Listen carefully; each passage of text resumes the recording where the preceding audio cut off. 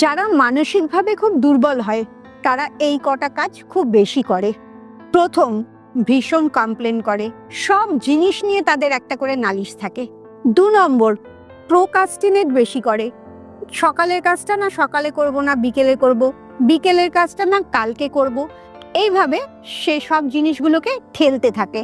3 নম্বর, খুব সহজে হেরে যায়, 2 বার চেষ্টা করার পরই বলে দেয় আমি আর পারবো না, আমার দ্বারা হবে না। 4 নম্বর, ভীষণ সেলফ নেগেটিভ টক করে, আমি পারছি না, আমি বুঝতে পারি না, আমি একা যেতে পারি না, আমি একা থাকতে পারি না, নিজের সাথে সব রকম খারাপ কথা বলতে থাকে।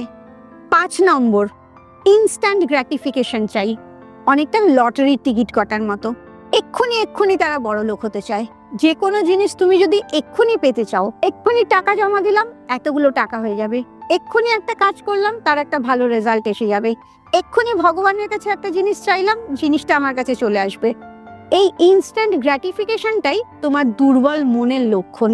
6 নম্বর, সব সময় লোককে দোষারোপ করা, যাই ঘটুক না কেন অন্য লোকের দোষে সেটা করছে, তার দোষে কিছুই ঘটছে না। আর 7 নম্বর, সবচেয়ে ভয়ঙ্কর, লোকে কি বলবে, এই ভয়তে জীবনটাই শেষ করে